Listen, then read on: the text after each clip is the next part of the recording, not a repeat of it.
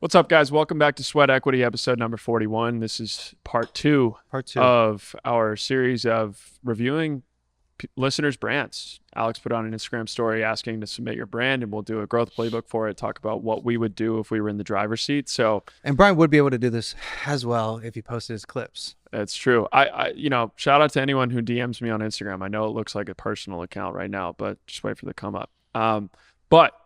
Super excited. We got 4 more brands to go through. Alex has 3 cadences on his desk. Yeah, let's get into it. I do want to start with, you have a Represent shirt on. Right. Why? I thought, going back to being, good at this. No, necking. I mean, look, decision-making when you're inebriated is tough. I think a lot of our listeners could probably understand that. Sometimes you make questionable choices when you're under the influence. And so at around 1 a.m. on Saturday morning, I decided to buy some Represent. How many pieces? An embarrassing amount, maybe like 4. It's not 500-600 racks right there. Yeah, 600 racks. Shit, sounded like my negative net worth. No, I mean this. It's comfortable. I like that one. Is it like $130? Yeah. I don't know if I could ever tell. I can't explain that to my mom. Like, she'd be like, "What are you doing, buying $130 shirts?" But that's because we grew up in an era when we would go to like JCPenney and buy Echo. Hanes, bro. Hitting them Hanes white tees. Yeah. I had some pretty terrible shirts growing up. Like there's photos out of me that will surface eventually that are just like, they're going to be like, who was guiding you at this time? So the person who was guiding me I was following all NBA players during that baggy shirts, baggy jeans era. Yeah. And so I was wearing like XL South Pole, XL Echo, Coogee. Yeah. I feel like you looked like brands. Turtle from Entourage when you were younger. I don't know. I watched Entourage, but I don't remember who Turtle is. I don't want to look it up because the way you're smiling. Kate's going to put up an image. So the first brand I want to talk about is these guys called Oonyall tea. So they're a chai tea company. It comes in a bag, and their kind of guiding headline is it's tea dust from the Nilgiri Mountains. So light, floral, balanced. Love it. Looks like it's kind of healthy. It looks like it is being sold by people that, maybe this was a part of their culture. And so I think that's a really powerful founder story right off the bat is, when you have the expertise comes from your lived experience, that's something that you want to come out in all of your content. So, you're emphasizing it's from the Nilgiri Mountains. So let's look up where those mountains are. It's a mountain range in India. Looks insane. Really cool. All your content pillars should come from, this mountain range, right? Like there's so much in this world. This is a brand new world to a lot of American consumers. I've never heard of the Nilgiri Mountains, and, they're gorgeous, and they probably have all these different nuanced things about them. I think you want to loop in a lot of your stuff to your origins, and like above all else, how do you differentiate? Because tea is not something that people want to pay extra dollars for. They don't want to pay for premium tea. I think people are fine just going to Whole Foods and getting that brand, which I looked up, is called Celestial Seasoning. I think everyone's used to just getting something off of the shelf. And so how do you drive adoption without, getting into retail, which is going to be really hard, especially at this early stage?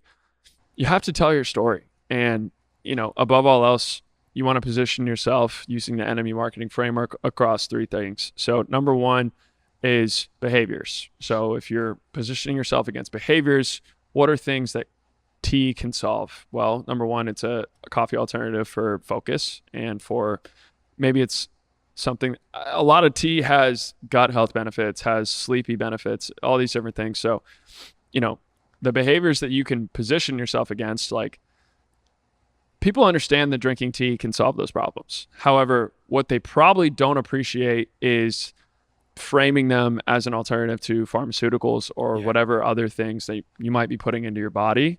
So is it better to drink sleepy time tea or just take a melatonin gummy?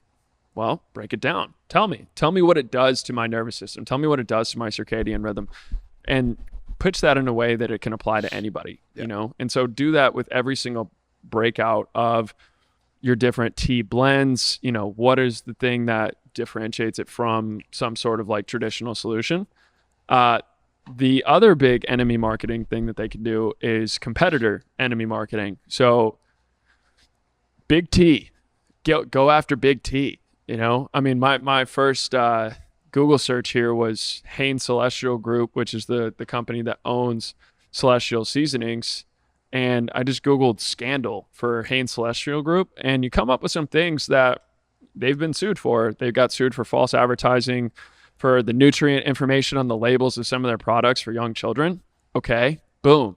They've been proven to lie about their labels. You don't know what is actually in your tea. Connect it to some other potential allegations. I'm not going to tell you what to say. But like, there's a proven lawsuit out there saying that these guys have lied about their nutrient labels. Yeah. So if you're a founder, you're going on green screen with the news article behind you and saying, do you actually want to know what's in your tea?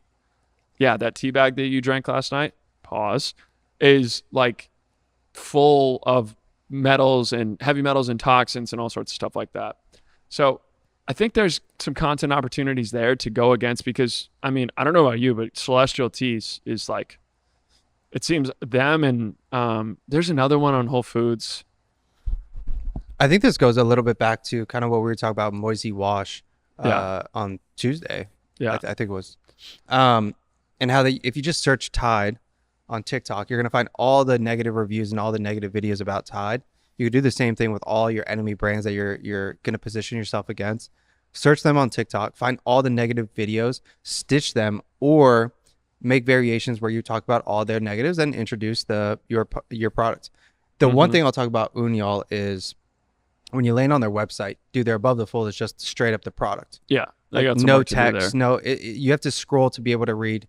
It's time y'all stopped settling, which again, that has nothing to do with the product, right? Like that could be anything. That could be for a dating app. Like that copy could be for a dating app. It could be for another supplement. It could be for so many different things, right? It could be for a shoe company that's talking about how the gels in your shoe or whatever, the bottom of your shoe is terrible, right? It's time y'all stop settling. Like it needs to be very product specific. The sub headline is better. The other thing too is on the website, I don't know if you scroll far enough, the Oonyall, the Oonyall merch, look at it.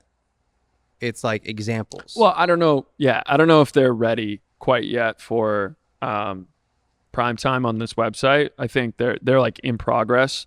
But to your point, yeah, I mean, they got 13 reviews. You don't need to list everything on your Shopify. Yeah, like you can hide sections and stuff like that. You don't need the merch section. But like, their product page is like better than their homepage. You go to the Instagram, and to your point, like he's starting to experiment with Reels. You know, he understands like that. You know, you can see you guys on Saturday. Okay, we have an announcement to make. So I'm looking at a post from them, and it says, "Okay, we have an announcement to make," and I think that ties directly to what we have talked about a lot on this podcast. We have an announcement. I don't care. Yeah. The tea you're drinking has heavy metals. I care. Tell me more. Yeah. Like the tea you're drinking, and I just looked this up. So the other brand in Whole Foods is Traditional Medicinals. And they're a manufacturer of herbal-based teas based in Sonoma County. And in 2022, they got bought by private equity. So who's the enemy here? Big business, big private equity is gobbling up tea. Do you really think they're going to maintain the same sustainable agriculture practices? Do you really think they're going to maintain the same clean supply chain? Like, you have an opportunity to say, and hopefully this is something that they might have a breadth of experience in and know about, but just position yourself as an alternative to these things that people already don't like. They don't like when private equity buys something and ruins it. Like, everyone has an understanding that private equity's job is to come in, strip everything of a business so that it's more profitable and they can flip it. So that's what they're doing with Traditional Medicinals, is they're going to start cutting corners. Your tea does not cut corners. Show how your tea doesn't cut corners. That's a pillar of your content. Yep. How do you not cut corners in your packaging? How do you not cut corners in your sourcing, in your actual production? Is there some handmade vibes here?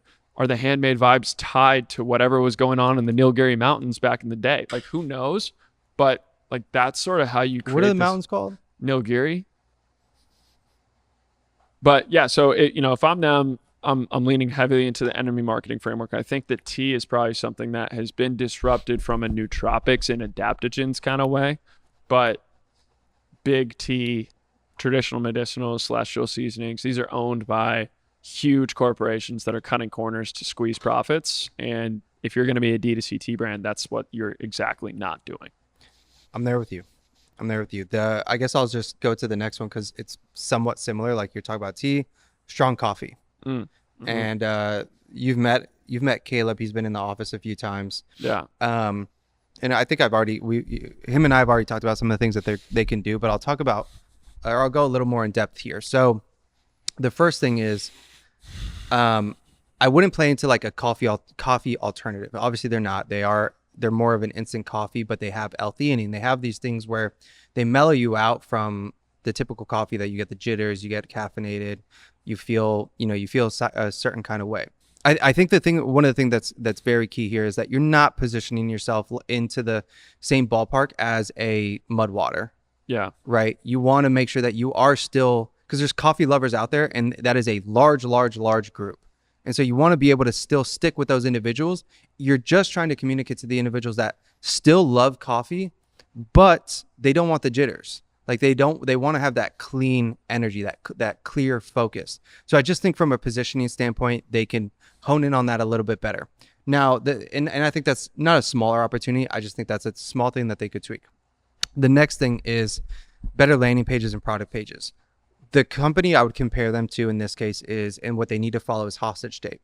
Yeah. Hostage Tape is great at saying 5 reasons why you shouldn't breathe with your mouth or sleep with your mouth open. Yeah. Right. And I think there's a lot of moves for Strong Coffee to create advertorials like that, where it is, 5 reasons why you should take L-theanine with your coffee. Yeah. 5 reasons why you should have XYZ with your coffee. 5 reasons why you shouldn't just drink black coffee. Yeah. Like all of those, and then play into the things like, if you're already somebody that's anxious, drinking regular coffee is only going to make it worse. Yeah. If you're somebody that can't focus, drinking black coffee is only going to make it worse. And so you have to be the resource here, the education that says, hey, this is why you feel like this. Because then that opens the door for you to introduce a very good solution.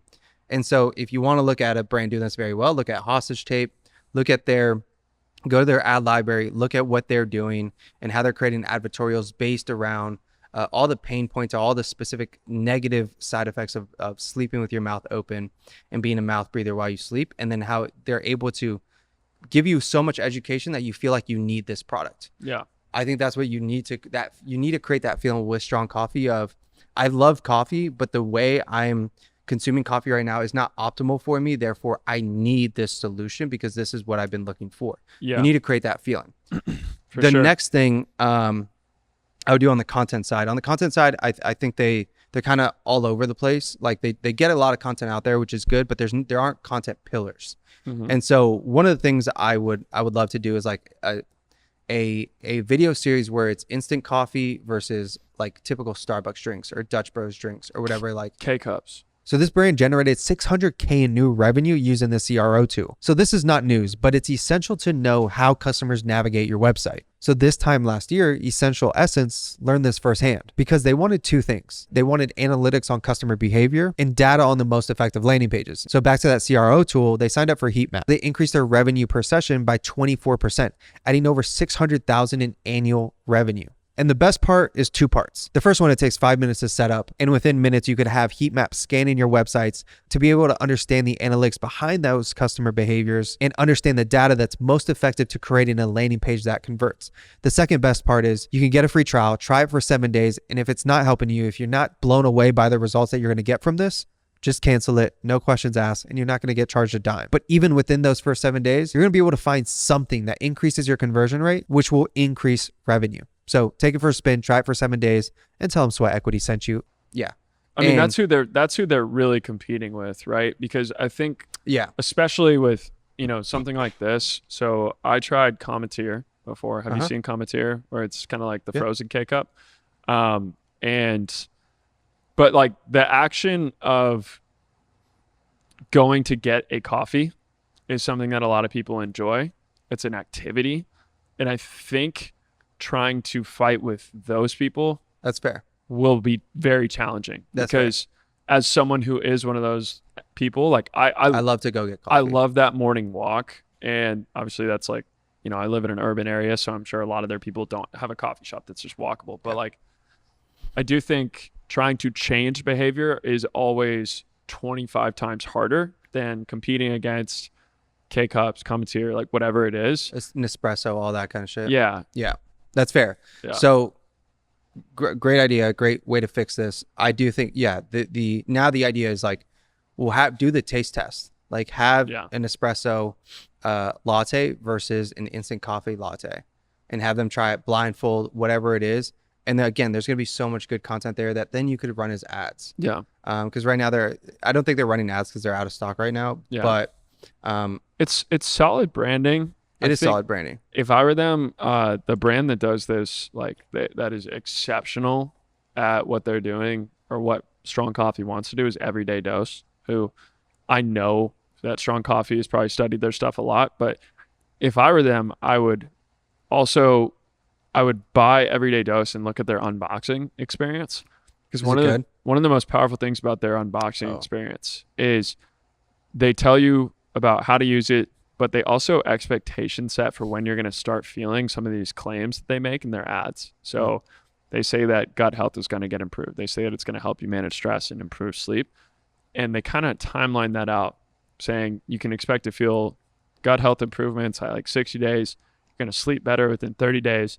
And I think that sort of framing helps a lot of these brands, which might be more woo-woo.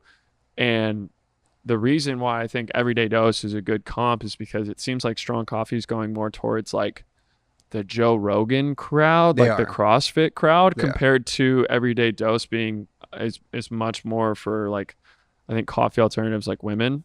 And so I think like there's some things they can learn that in steal, but not necessarily have to, copy exactly. Like it doesn't cannibalize you. Yeah. Looking at Everyday Dose's just website, like it's phenomenal.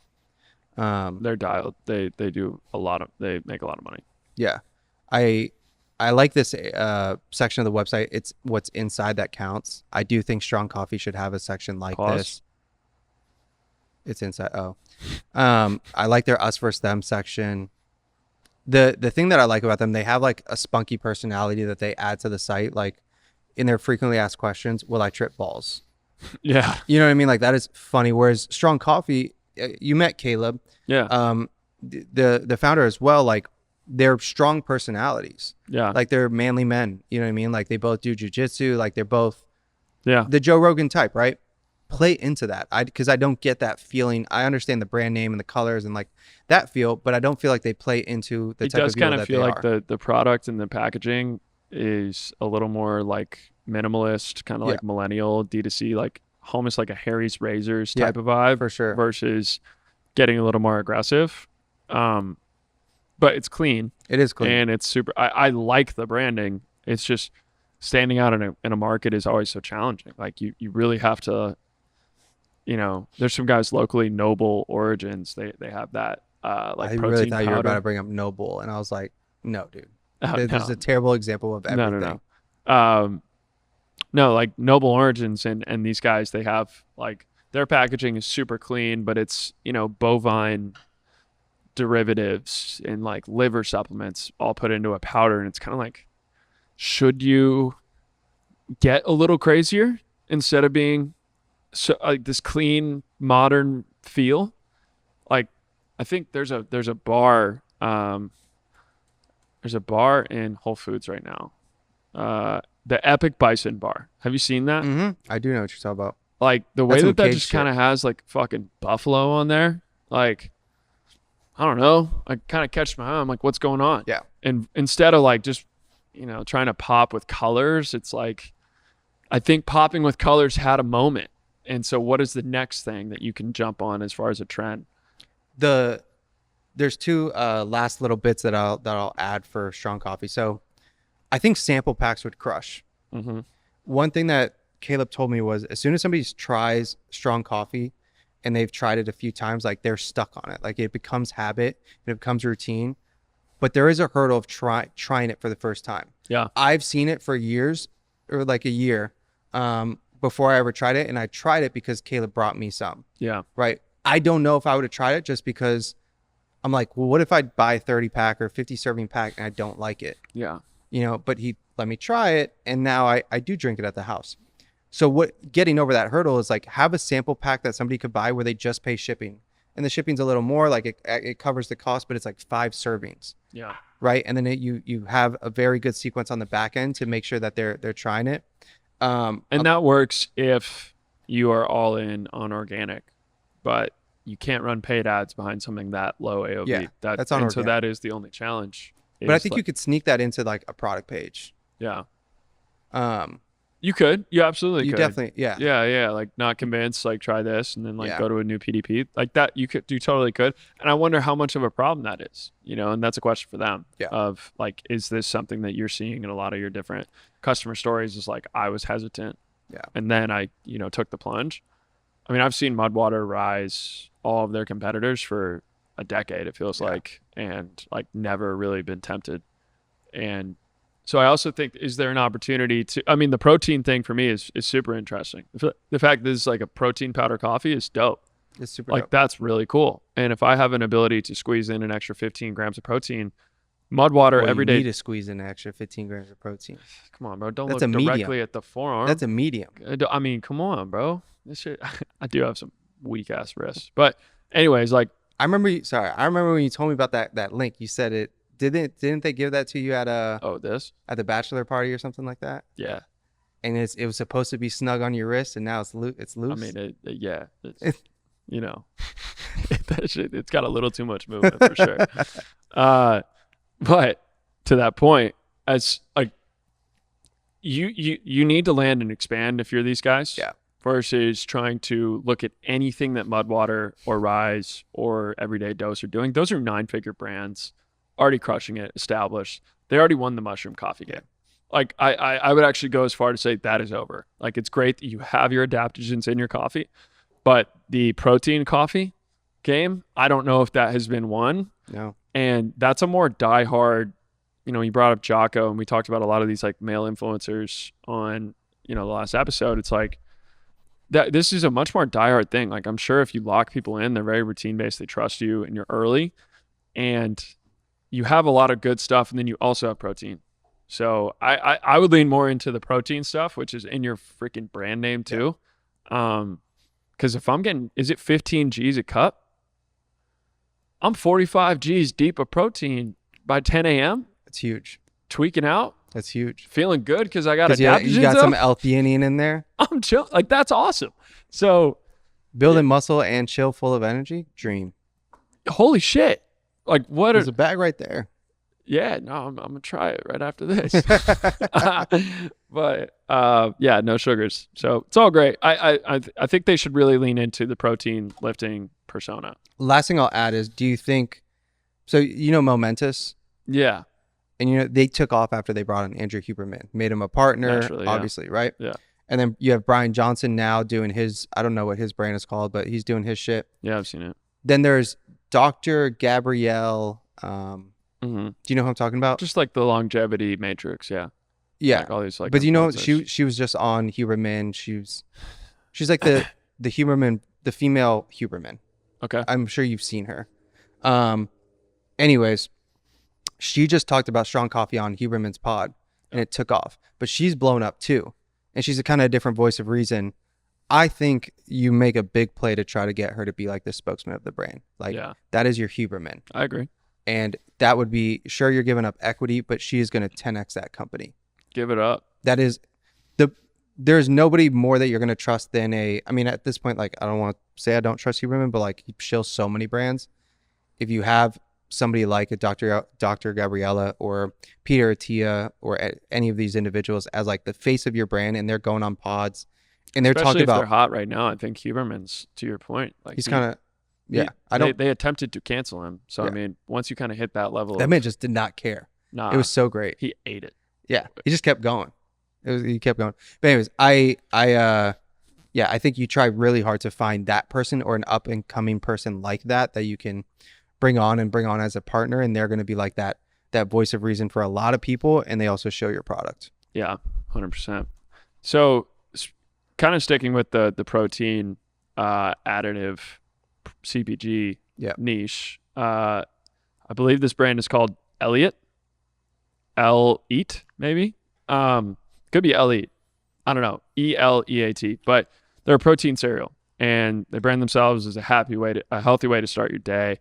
It's low sugar, gut friendly, gluten free, vegan friendly, high protein, high fiber. So these guys are interesting to me because they are still going in the face of cereal and Magic Spoon, having kind of launched a while ago. And so my question to them would immediately be, what is different about you than Magic Spoon? Yep. You know, like Magic Spoon has kind of come and gone. They were a VC backed cereal company that, you know, ultimately is a case study for being cautious about doing a VC backed company because they were really, really successful direct to consumer brand. They were able to charge very premium price points on their direct to consumer channel. And then they went into retail and have not had the sell through volume to justify because, dude, it's freaking, you know, $20. It's like super expensive crazy. cereal. Yeah. And so, you know, these guys are, I mean, they're high protein cereal for, what is this? This is is it 5 bags for $32? If that's the case, that's not too bad. Also, it's in euros. It is in euros. Maybe, so I take it back. I mean, maybe these guys are the Magic Spoon of the UK. That could be possible. Yeah. But regardless, what are the content pillars? You know, like what are the things that you can... Damn, 17 grams of protein per bowl. Dude, you have this in a strong coffee in the morning? Jacked. Big risk. Huge. Like this thing's big risk. snug, dude, if I'm starting to rip that. So, you know, you look at this, one thing that it appears that they're doing is they're community focused. They're doing a good job showing kind of like this warehouse content, some order packing content. I didn't even know y'all had warehouses in the UK like that. I don't know. They were moving weight, but, like, you know, content strategy again. I mean, it's crazy to look at so many brands and see that there's no focus on organic. Like, have you seen this stuff with Ninja Creamies?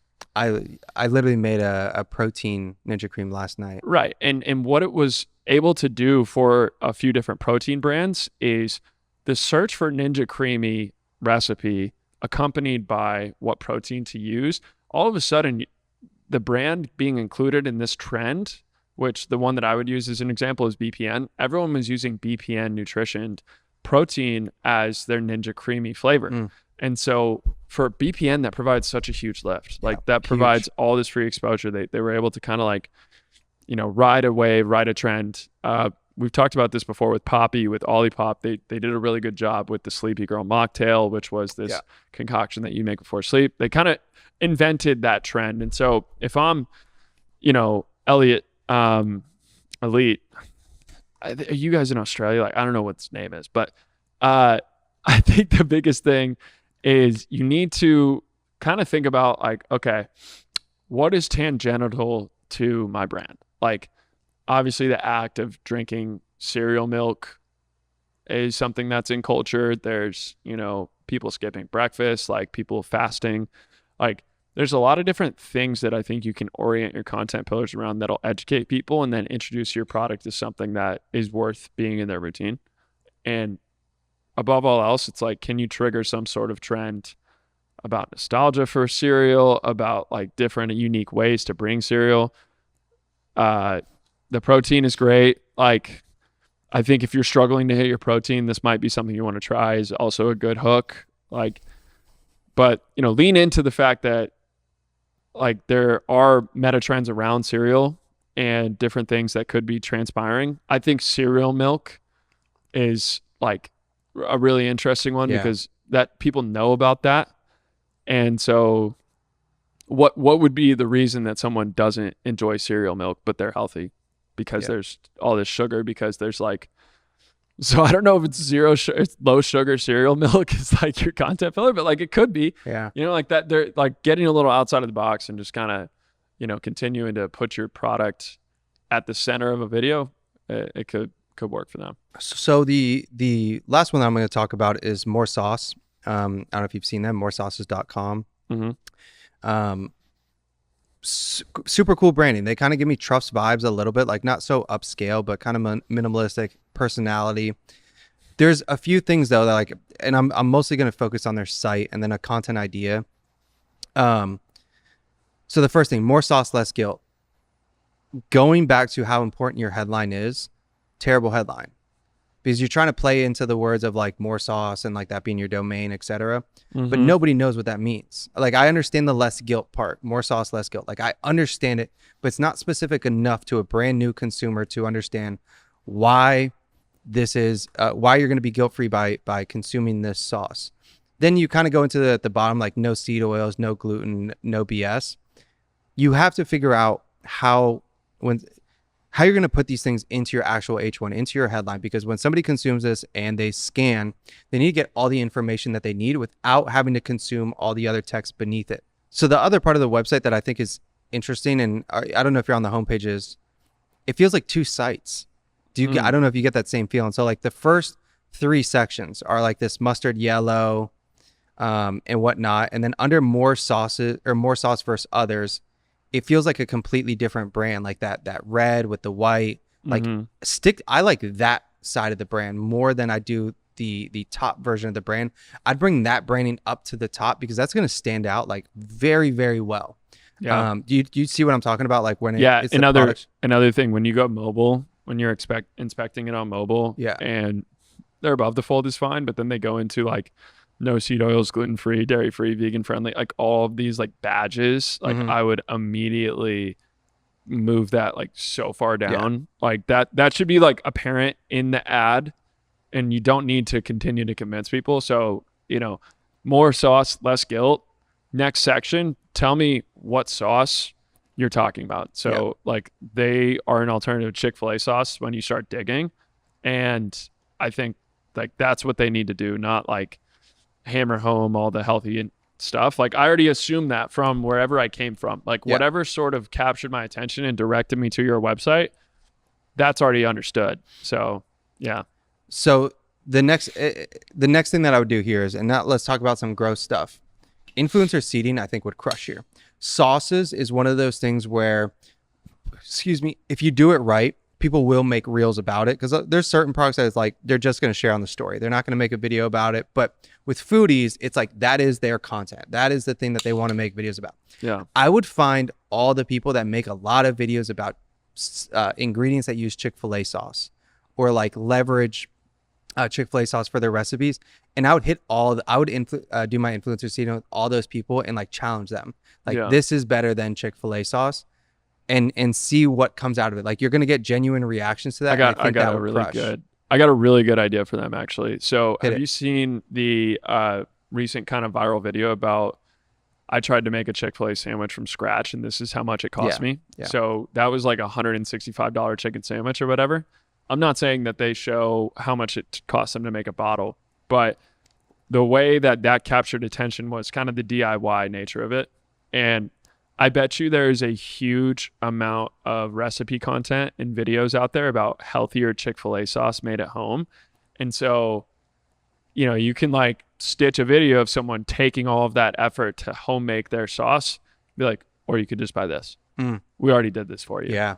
Before you watch that entire video, just know this is right here on our product page. Like showing how people are going to these extreme lengths to avoid certain ingredients that they've already done for you and you can just buy right then and there. You don't have to spend all that time. I think that could be a really powerful angle. And I think those would crush as ads, right? Like for sure. That would absolutely crush as an ad. I think there's a lot of variations of landing pages that you can make that are very us versus them, or 5 reasons why you shouldn't have Chick-fil-A sauce. Yeah. Like that advertorial would absolutely crush. And that video would also crush. I don't know if you saw that post that I put out yesterday of that filter that's like 5 reasons why tap water is terrible for you or whatever it is. It's the same thing with Chick-fil-A sauce and this other, I don't know what this other brand is, but with any of these sauces that are very well known that people love, then I think just an easy content play is like doing the taste test again. What sauce is better? Blindfold people, have them do a Chick-fil-A sauce and more sauces, and do that outside of a Chick-fil-A. Yeah. Like try to pull it off where you're doing that outside of a Chick-fil-A, or like be sneaky about it and like go into a Chick-fil-A and be like, hey, like keep this on the DL, but I know you got the Chick-fil-A sauce. I have this company called More Sauces. I just want you to try like one bite of it. And also be careful that you don't get sued into bankruptcy. Yeah. But but there's you can do it at a mall, for example, more than trust me, I'm down to fire from the hip more than the next guy. I feel like Chick-fil-A would body somebody like that. They would kill you. Well, you could pull something off like that at the mall. Don't do it at Chick-fil-A, but you can do that for sure. at the mall. So I got an idea for these guys, and this is a content series that's like very simple, repeatable, scalable. Okay, the name of your product is More Sauce. So I looked real quick at the ingredient facts for Chick-fil-A sauce, and I looked at the ones for More. Pretty simple equation. Chick-fil-A sauce has 160 calories per serving, and More Sauce has 120. And so, if you're selling a sauce brand, you're probably someone who's extremely enthusiastic about sauce. You want more. Yeah. And so and this is an opportunity to bring kind of silly, inordinary objects into your content strategy where you're visually demonstrating how much more sauce you can get out of theirs than Chick-fil-A's. Yeah. So like, what is that 40 calories like, which is an extra fourth of sauce? Yeah. Let me look at the serving size real quick to just make sure. So the serving size is 2 tablespoons. So a half tablespoon. So you have an extra half tablespoon of sauce for the same calories. So like, what are some crazy ways that you can demonstrate how much a half tablespoon is? Like, is it seasoning? Is it like, a piece of chicken? Like all these different ways to kind of demonstrate. And then obviously that compounds quite a bit over time. Most people have more than one serving size of Chick-fil-A sauce. Most people hit the 2-piece. They have two little sauce packets. And so like, now you're talking about way more sauce that you can get for healthier. Like, are you someone who loves using Chick-fil-A sauce? Okay. Like now you can use ours and actually not feel that guilt. And here's like the visual of how much more you get out of our sauce. And I think the visuals can play into, how Chick-fil-A has eat more chicken. Right. Eat more sauce. Yeah. The best part of the Chick-fil-A sandwich is never the chicken. Yeah. It was always the sauce. And like same thing you do with the cows, whatever. Like do like a dumbass cow. Yeah. Like a really ridiculous cow. Yeah. No, I mean they have a lot of potential with the the Jacquemus brand that you were talking about? Jacquemus. Dude gets 50,000 followers on IG, starts talking like a Frenchman. But like the way that they integrate like ridiculous objects into their content, I think More Sauce could really do that themselves as well with food. Like they have a lot of potential to be able to demonstrate how much more sauce you actually can get.